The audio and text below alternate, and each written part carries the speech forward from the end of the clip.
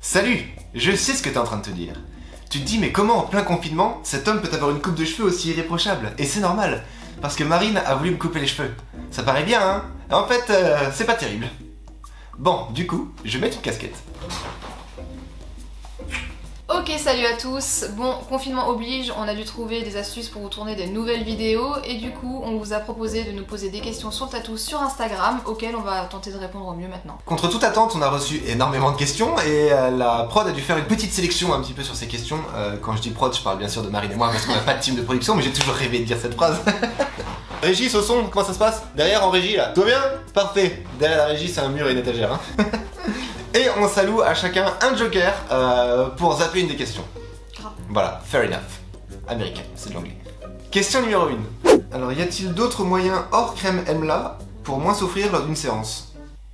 Joker. Avez-vous des matching tattoos de couple? Oui. Bah oui, on a un matching tattoo. L'alliance. L'alliance. On s'est mariés et du coup, on n'allait pas porter une bague. Donc on s'est fait un tatou. Merci Maori. Cool. Alors, les meilleurs avantages et les pires inconvénients d'être tattoo artiste. Alors, meilleur avantage, je dirais faire un métier qu'on aime tout simplement. Moi je me souviens que quand j'étais dans le social, je me réveillais avec la boule au ventre parce que j'avais pas envie d'aller bosser. Et là franchement j'aime vraiment ce que je fais, donc je dirais meilleur avantage c'est ça. Bah forcément, je propose à tout le monde de faire le métier qu'il aime parce que du coup t'as pas l'impression de bosser.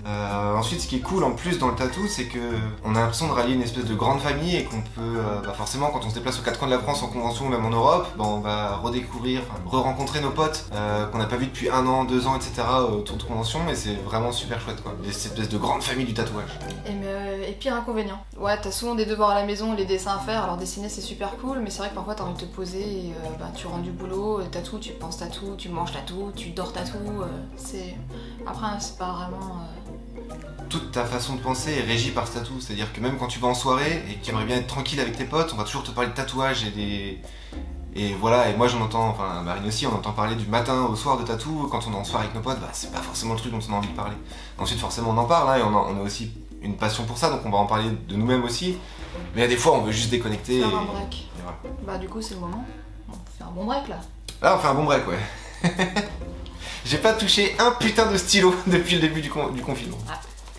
Le projet le plus fou que vous aimeriez réaliser chacun en tant que tatoueur?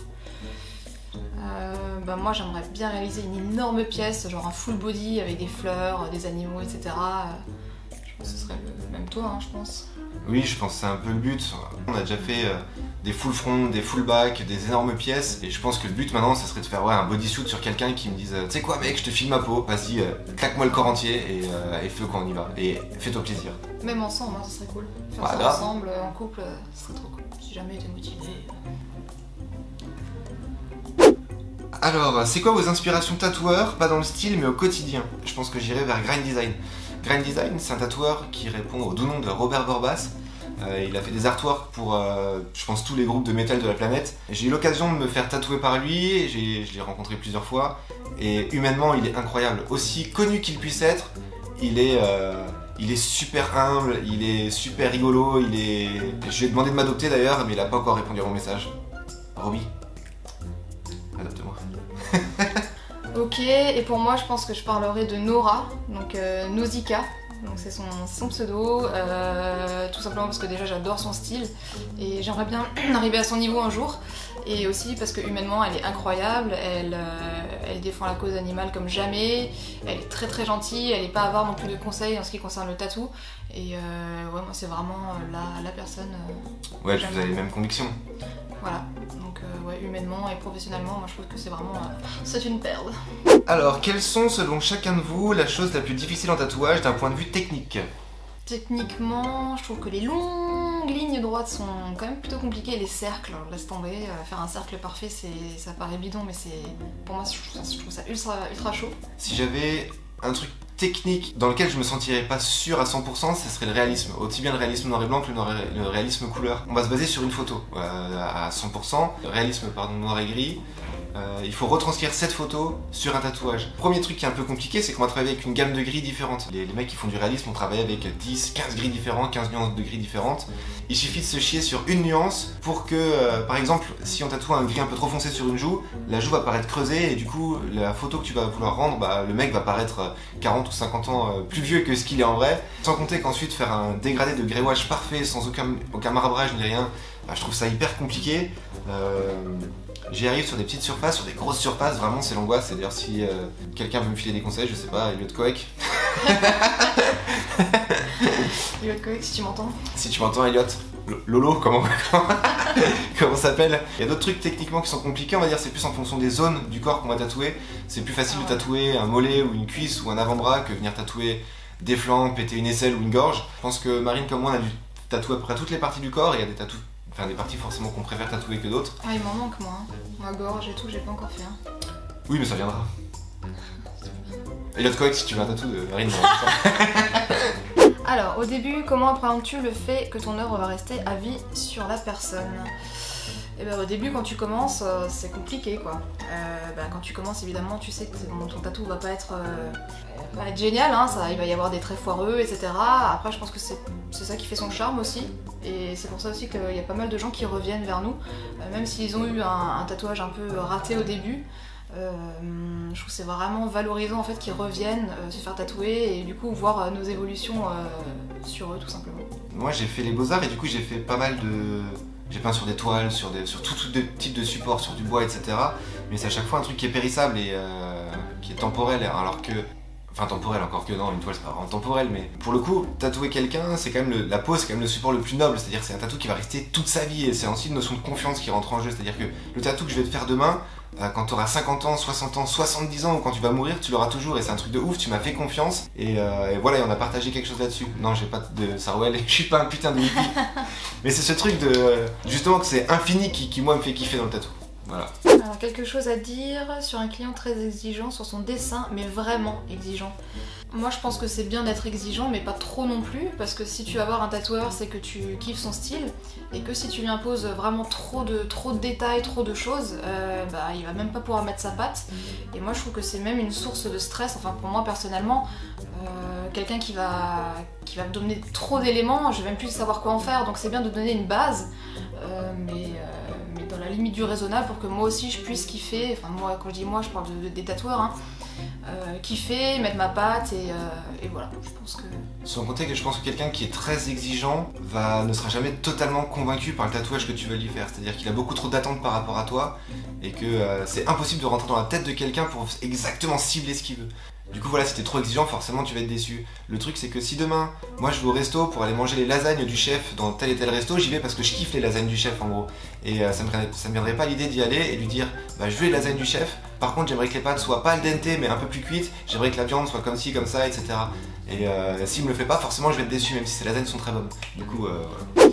Tatouer un client qui n'est pas à l'aise mais qui est plutôt sympa, ça passe ou c'est la merde? Bah moi je pense qu'en tant que tatoueur, un de tes premiers rôles entre guillemets, c'est aussi de rassurer le client, le mettre à l'aise. Je pense qu'au shop on est plutôt doué pour ça. Et stressé pour un premier tatouage ou même pas pour un premier, hein, c'est normal. Tu t'arrives dans l'inconnu, dans un monde que tu connais pas, tu sais pas si ça va faire mal, tu sais pas si le mec va être sympa ou pas, c'est un petit peu particulier. Ensuite, à partir du moment où justement le mec est sympa, je pense que tout est possible. Tu peux bouger dans tous les sens, etc. Être très gentil, ça va passer. Au contraire, si t'es un connard, moi je vais pas kiffer de te tatouer parce que voilà, je vais pas prendre aucun plaisir à le faire quoi. Non, honnêtement, ça nous arrive jamais ça. Non, ça nous arrive jamais. On n'a jamais eu de clients relous ou quoi. On a des clients qui stressent, oui, on en a déjà eu plein. Et justement, on prend le temps avec eux et c'est ça aussi, je pense, être un bon tatoueur, c'est pas forcément faire que des beaux tatous, c'est aussi avoir une superbe ambiance dans un shop, s'éclater avec les clients et donc non, c'est pas la merde. Oui, grave, sans compter que nous-mêmes, tatoueurs, on est aussi tatoués et que perso, moi quand je vais faire un nouveau tatou, pareil je stresse, alors pas forcément sur les bras ou quoi. Quand je vais me faire tatouer sur des endroits qui en voient un peu, il y a pas longtemps j'ai fait le ventre avec Ming Bell, putain je suis arrivé, j'étais liquide quoi, et je suis reparti, j'étais liquide aussi d'ailleurs, enculé. Et voilà, on stresse, c'est normal, ça fait mal quoi. Alors, des choses à dire pour un premier tatou, appréhendation, etc. Appréhension non peut-être. Appréhendation. On met ça sur le compte du iPhone autocorrect. Le compte du stress. Déjà ne pas arriver défoncé ou alcoolisé de la veille, ou même de quelques heures avant. Avoir bien mangé, essayer d'être le moins stressé possible, bon ça c'est facile à dire. Ne pas être habillé en blanc, ça c'est cool, parce que j'ai pas mal de clientes qui arrivent habillées en blanc et c'est pas qui très... repartent mouchetés. Voilà. Cool. Salut Merci. Betty. Bah moi je vais revenir sur le point du stress en fait. Je pense que c'est même plutôt bien d'arriver stressé à un tatouage. Parce que on voit des gens nous arriver toute la journée. Et habituellement les gens qui arrivent stressés, qui en font des montagnes, etc., qui en font des caisses, à partir du moment où on va leur faire le premier trait, vont se rendre compte que ah putain c'est que ça en fait, je m'attendais à vachement pire, etc. A l'inverse, souvent c'est des mecs qui arrivent bien musclés, c'est leur premier tatou, je leur fais alors stressé et tout. Non pas du tout, je suis un bonhomme, je vais te tenir et tout. Et je leur fais le premier trait, ils font oh putain mec ça va être comme ça pendant 2 heures. Et je dis bah non là du coup c'est juste les lines, ça va aller un peu plus de façon un peu plus vénère avec la douleur, etc. Et c'est eux au final qui dégustent le plus. Donc vaut mieux arriver stressé avant ton tatou et te rendre compte qu'au final c'est rien, qu'arriver les mains dans les poches et te dire c'est bon ça va passer et derrière en chier quoi. Quand un tatoueur te demande de pas arriver défoncé ou avoir pris de l'alcool, etc., c'est pour une raison en fait. C'est pas parce qu'il veut pas se taper un bourré toute l'après-midi, c'est pas ça le problème. Aussi. Ça joue forcément un petit peu.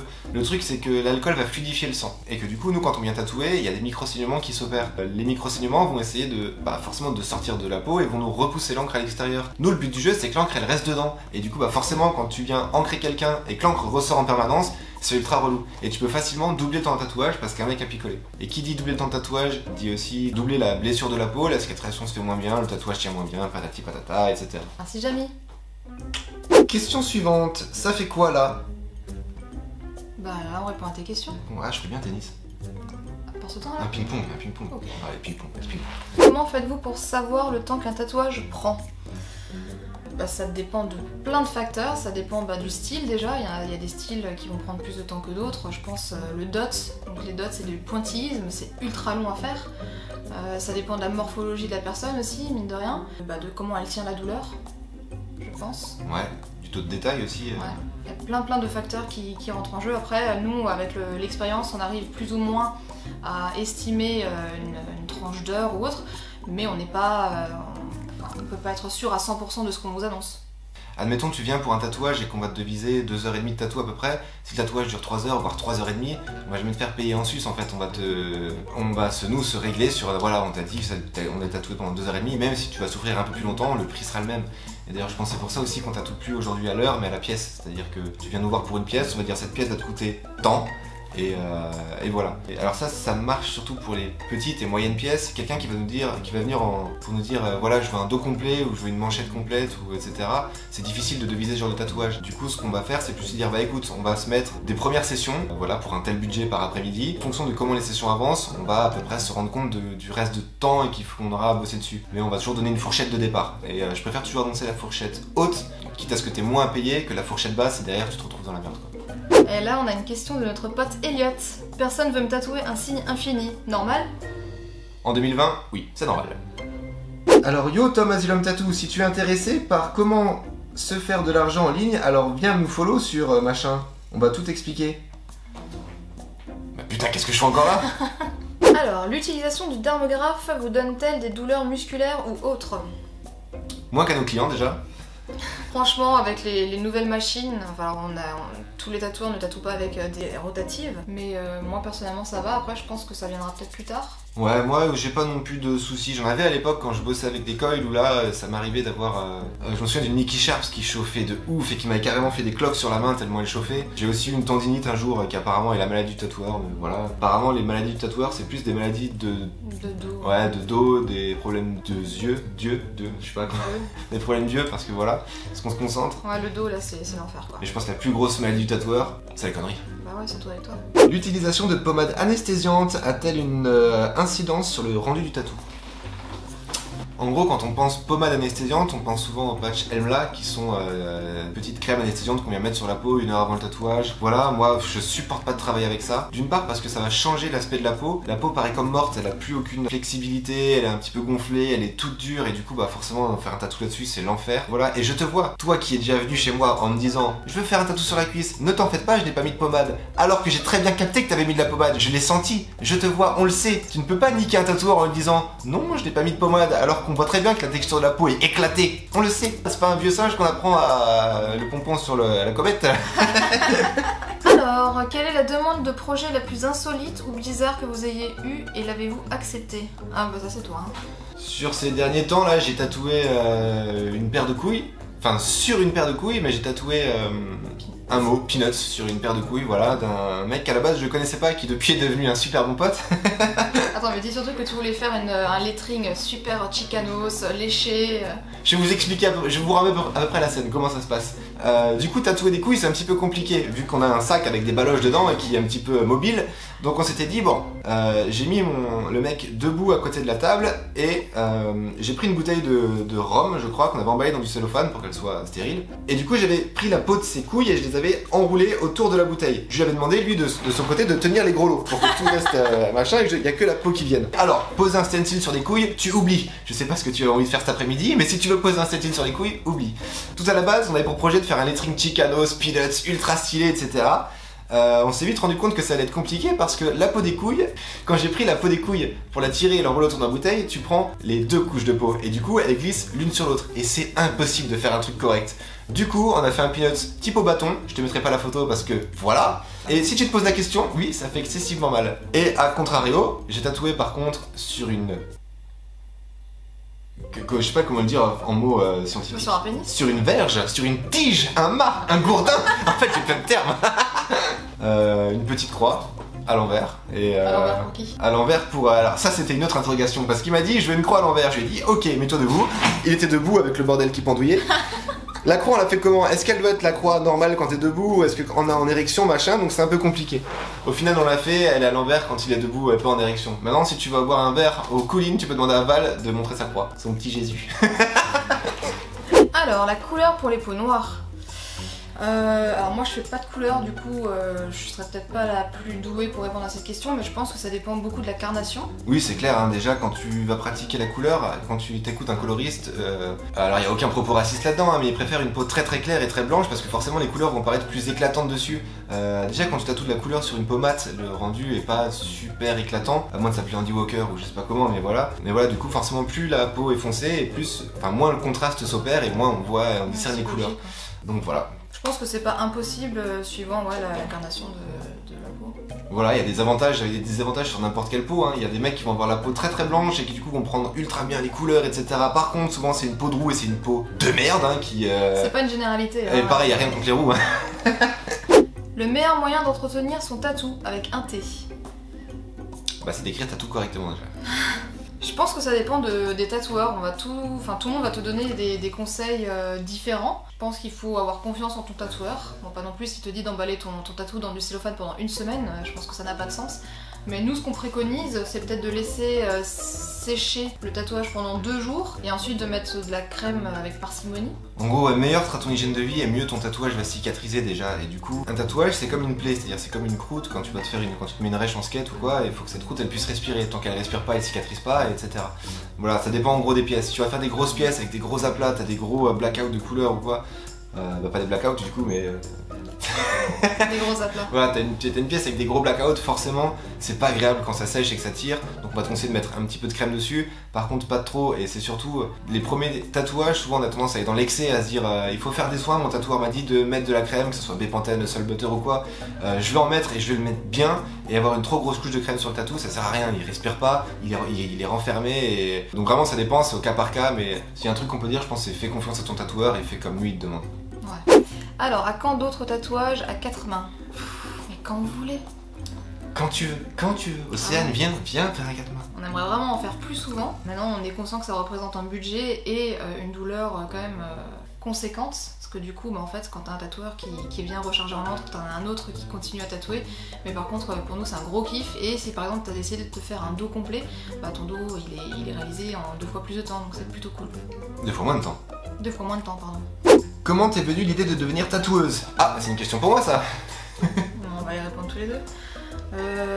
Bah c'est un peu comme dans Astérix, c'est le mec là qui tombe dans la soupe, là, où je sais pas ce que c'est. Dans l'hydromel. Dans la potion magique. Oui. Bah franchement c'est... tout ce qui est tatouage et piercing, c'est vraiment quelque chose que j'aime depuis adolescente, hein, comme beaucoup de personnes je pense. Après c'est vraiment quelque chose, jamais j'aurais pensé que je pourrais le faire. C'est vraiment grâce à Tom que j'en suis là aujourd'hui. Et à force de traîner d'être avec des gens de ce milieu, j'étais perceuse avant. Et en étant perceuse, je dessinais à côté et j'avais vraiment très envie de tester le tatouage en me disant bon si ça me plaît pas ou autre, c'est pas grave, je continuerai le piercing et je suis tombée en amour pour ça. J'adore créer, le piercing c'était vraiment trop protocolaire, ça se dit? Oui, c'est ça. Protocolaire, alors que le tatouage, ouais, c'est peut-être moins redondant aussi comme... Ouais, c'est moins redondant. Après, quelqu'un comme Lily qui m'a formée au piercing, elle adore tout ce qui est protocolaire, médical, etc. Et moi, j'ai pas trouvé... Oui, puis elle ajoute une formation un peu supérieure au piercing, dans le sens où elle va faire des montages, etc. Ouais, elle est assez voilà. créative en fait dans le piercing. Ok, toujours une question d'Océane. Tu ferais quoi si tu n'étais pas tatoueuse? Eh bien, je serais probablement encore perceuse. Ou si je n'étais pas perceuse, je pense que je serais encore dans le social, parce que j'ai fait des études en tant que conseillère en économie sociale et familiale, voilà, dans lesquelles j'étais absolument pas heureuse. Donc je pense que j'en serais là. Et moi, je pense que je ferais probablement la même chose que je faisais avant, c'est-à-dire que j'étais directeur artistique dans une maison d'édition où on s'occupait de magazines de sport extrême et de sport de glisse. Et du coup, je ferais la même chose, je pense, du graphisme et de la photographie comme je faisais. Ou alors j'essaierais de bosser dans le cinéma, je sais pas, faire cadreur, machin, chef-op, c'est un truc de ouf. Alors, comment être un bon client? Moi, je pense qu'un bon client, c'est un client qui arrive à l'heure. Ni trop en avance, ni trop en retard. Parce que je pense que ça m'énerve autant les gens qui arrivent trop tôt que trop tard. Genre le matin, t'arrives, enfin le matin, on se comprend, hein. Moi, j'aime bien boire mon café, fumer ma clope avec les collègues et tout. Et c'est vrai que quand t'as un client qui arrive et tout, moi, ça me... Oui, quand le mec arrive 45 minutes avant, c'est relou. Ouais, je suis pas trop fan. Un bon client, c'est un client qui te ramène des petits gâteaux et des bières.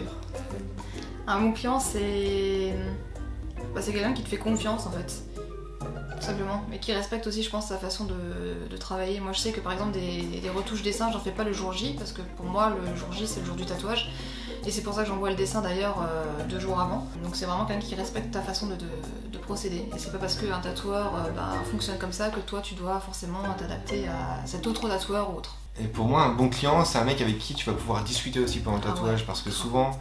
Ça dépend des tatoueurs, il y a des tatoueurs qui aiment tatouer, être dans leur bulle, qui mettent leur casque, qui ne vont pas parler de la session. Moi justement dans le tatou, je suis dans le partage, c'est-à-dire que je vais passer 6 heures ou 7 heures avec un mec, si ce mec parle pas et que je suis comme un con juste à tatouer, je m'emmerde en fait, je me fais chier. Mais voilà, si lui au contraire peut m'apporter quelque chose, comme moi je lui apporte quelque chose, je trouve ça encore plus cool quoi. Maintenant si vraiment tu gères ta douleur comme ça et t'as pas envie de parler, moi je le respecte et voilà quoi. Mais oui, c'est plus agréable quand vous parlez, c'est clair. Moi j'aime bien. Moi j'ai toujours dit en fait que quand je suis avec parce que je tatoue majoritairement des femmes, j'ai l'impression de boire un verre avec des copines quoi. Je suis sur une terrasse, je bois un café, je bois un verre, j'aime bien discuter, papoter, radoter, parler des gens, voilà. Et moi il paraît que je parle pour 2 ou 3, donc si jamais tu parles pas, je peux m'en charger à la limite quoi. Ah ouais. Comment avez-vous commencé à tatouer sur de la peau synthétique? Moi non, je suis directement passée sur les copains. Oui. Peau synthétique, je suis pas sûre que ça soit la meilleure chose à faire. Pour nous en tout cas. La peau synthétique, en gros, c'est un truc qui peut être cool pour expliquer à quelqu'un comment marche une machine, comment setup une aiguille, comment tout ça, mais ensuite, pour de la technique de pique en tant que telle, ça sert à rien du tout, parce qu'en gros, une peau synthétique n'a aucune réaction, elle est plate, souvent t'es sur ton bureau, etc. Et du coup, je veux dire, il n'y a aucun rapport avec le vrai tatou. T'as pas de toute façon ce stress ou cette appréhension de dire, si je chie ce que je fais là, le mec va le garder à vie. Non, t'es sur une peau synthétique et tu t'en fous, et du coup, tout ça, ça rentre en compte, et du coup, tu peux pas commencer à tatouer sur peau synthétique. Tu veux tatouer, faut de la couenne quoi. Bah l'horreur quoi. Et d'ailleurs, petite astuce, si tu veux savoir les premiers tatouages d'un tatoueur, demande-lui à voir ses cuisses, parce que souvent c'est son terrain d'entraînement. C'est pas du tout mon cas. Moi ça l'est un peu. On n'est pas encore assez intime. Ok, on a une question de Agathe. Pourquoi vous ne tatouez pas les mineurs? Quoi? À cause du coup de grisou. En plus avec leur pioche, ils mettent de la terre partout dans le magasin, c'est incroyable. Pourquoi on tatoue pas les mineurs? Alors techniquement, on pourrait tatouer les personnes qui ont 16 ans et plus, s'ils sont accompagnés de leurs parents pendant la séance, s'ils ont une autorisation, etc. Donc tout ça, vous pouvez le lire très bien sur le SNAT, notre syndicat pour les tatoueurs. Et pourquoi on ne le fait pas? Parce que moi je pense que entre 18 et même 16 ans et 20 ans, c'est le moment de notre vie où on change, où on va découvrir plein de trucs, et où nos goûts changent énormément, où on est vachement influencé par nos proches, par nos potes, etc. Et je sais que moi aujourd'hui, j'ai pas du tout les mêmes goûts que j'avais à 16 ans ou qu'à 20 ans. Et que tous les tatouages que j'ai fait quand j'avais cet âge-là, je les regrette pas forcément, mais j'aurais pas fait les mêmes choix aujourd'hui. Moi, c'est typiquement ce qui m'est arrivé en fait. J'ai fait mon premier tatouage à 17 ans et aujourd'hui je l'ai fait enlever au laser tout simplement parce que je le regrettais à fond et je ne dirais pas ce que c'est. Une fée sur un tribal. En tout cas, moi juste pour revenir là-dessus, on a pas mal du coup, enfin pas mal non plus, mais de personnes mineures qui viennent pour se faire tatouer chez nous. Et récemment, j'ai une petite nana qui m'a recontactée, qui m'a dit que qu'elle est venue au shop quand elle avait 17 ans et quelques. Du coup on l'a refusé et là elle est revenue prendre rendez-vous avec moi à ses 18 ans et je trouve ça vraiment honorable de sa part parce que t'as plein de personnes qui vont être en chien de tatou, qui vont aller voir ailleurs jusqu'à ce qu'ils trouvent un tatoueur qui les tatoue alors qu'ils sont mineurs. Et j'ai vraiment trouvé la démarche de cette fille top d'attendre de se faire tatouer à ses 18 ans par la personne qu'elle voulait en tant que tatoueuse quoi. Donc merci. Merci à tous. Merci à tous et on se retrouve. On va essayer de se retrouver dimanche prochain. Si vous avez des idées de vidéos, n'hésitez pas à nous les partager. Ça serait cool. En commentaire. Et une fois que le confinement sera fini, là on va pouvoir tourner des vidéos en veux-tu en voilà. Mais là pour l'instant on est un peu bloqué. Mais on me dit dans l'oreillette qu'il est possible qu'une vidéo soit prête déjà pour dimanche prochain. On spoil pas. On spoil pas. Cette fois on spoil pas. Allez.